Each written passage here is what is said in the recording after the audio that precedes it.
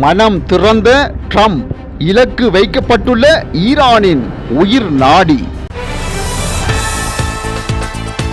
எரிபொருள் உள்ளிட்ட சேவைகளை அத்தியாவசிய சேவைகளாக அறிவித்த ஜனாதிபதி அனுர. ட்ரம்பின் நிர்வாகத்துக்குள் உருவாகியுள்ள மோதல். சிஐடி பிரிவுக்குள் இஷாரா செவ்வந்திக்கு பிறந்த நாள் கொண்டாட்டம். குற்ற புலனாய்வு அதிகாரிக்கு எதிராக நடவடிக்கை.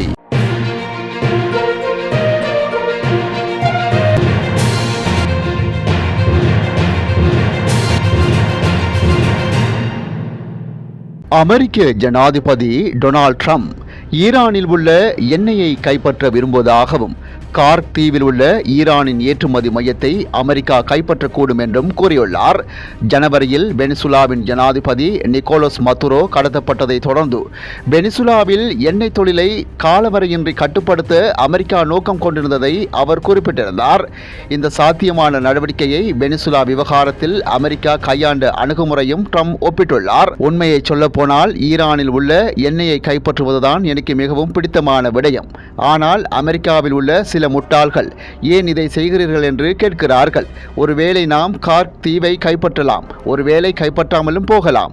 நமக்கு நிறைய வாய்ப்புகள் உள்ளன என்று ட்ரம்ப் சர்வதேச பத்திரிகையிடம் கூறியுள்ளார். மேலும் அதற்கு நாம் கார்க் தீவில் சிறிது காலம் இருக்க வேண்டியிருக்கும். அவர்களிடம் எந்த பாதுகாப்பும் இருப்பதாக நான் நினைக்கவில்லை.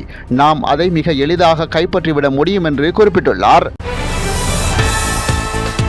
இலங்கையில் பொதுமக்களின் அன்றாட வாழ்க்கைக்கு தேவையான பல முக்கிய சேவைகளை அத்தியாவசிய சேவைகளாக பிரகடனப்படுத்தி ஜனாதிபதி அனுரகுமார திசாநாயக்கவினால் அதிவிசேட வர்த்தமானி அறிவித்தல் ஒன்று வெளியிடப்பட்டுள்ளது. ஜனாதிபதியின் செயலாளர் நந்திக சனத்குமார் நாயக்கவின் கையொப்பத்துடன் வெளியிடப்பட்டுள்ள இந்த வர்த்தமானியின் படி பின்வரும் சேவைகள் அத்தியாவசிய சேவைகளாக பிரகடனப்படுத்தப்பட்டுள்ளன. இதன்படி மின்சார விநியோகம், மின்சாரம் உற்பத்தி செய்தல், சேமித்தல் மற்றும் விநியோகித்தல் தொடர்பான அனைத்து சேவைகள், எரிபொருள் விநியோகம், பெட்ரோலிய பொருட்கள் மற்றும் திரவ எரிவாயு உள்ளிட்ட எரிபொருள்களின் விநியோகம் மற்றும் போக்குவரத்து சேவைகள், சுகாதார சேவைகள், அரசாங்க வைத்தியசாலைகள், மருந்தகங்கள் மற்றும் ஏனைய மருத்துவ நிறுவனங்களால் வழங்கப்படும் பராமரிப்பு மற்றும் சிகிச்சை சேவைகள், பொது பாதுகாப்பு கட்டளை சட்டத்தின் கீழ் ஜனாதிபதிக்கு வழங்கப்பட்டுள்ள அதிகாரங்களுக்கு அமைய இந்த அறிவித்தல் விடுக்கப்பட்டுள்ளது. இந்த சேவைகள் எவ்வித தடையுமின்றி முன்னெடுக்கப்படுவதை உறுதி செய்யுமாறு சம்பந்தப்பட்ட அதிகாரிகளுக்கு அறிவுறுத்தப்பட்டுள்ளது. இந்த வர்த்தமானி அறிவித்தல் உடனடியாக நடைமுறைக்கு வருகிறது.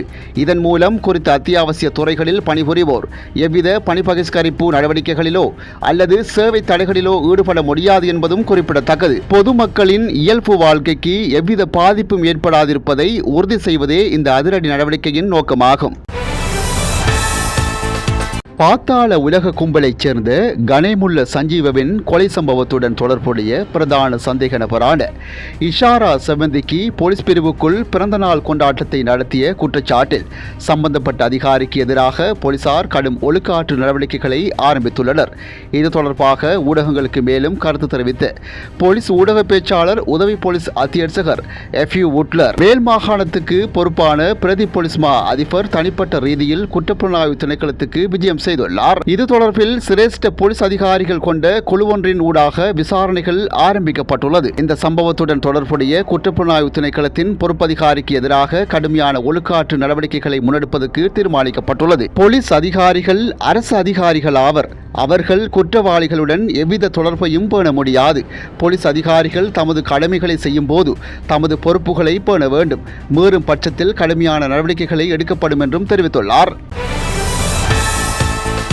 ஈரானின் அணுசக்தி திட்டத்தை கையாள்வது குறித்து தனது நிர்வாகத்துக்குள்ளேயே கருத்து வேறுபாடுகள் நிலவுவதை ஒப்புக்கொண்ட அமெரிக்க ஜனாதிபதி டொனால்ட் ட்ரம்ப் தனது உளவுத்துறை தலைவர் துளசி கபாட் ஒப்பீட்டளவில் மென்மையான அணுகுமுறையை கையாள்வதாகவும் அதேவேளையில் அவரது தலைமை மீது தனக்கு நம்பிக்கை இருப்பதாகவும் கூறியுள்ளார். செய்தியாளர்களிடம் பேசிய டொனால்ட் ட்ரம்ப் ஈரானின் அணுசக்தி இலட்சியங்கள் குறித்த விவகாரத்தில் காபாட் தன்னை விட மென்மையானவர் என்று குறிப்பிட்டுள்ளார்.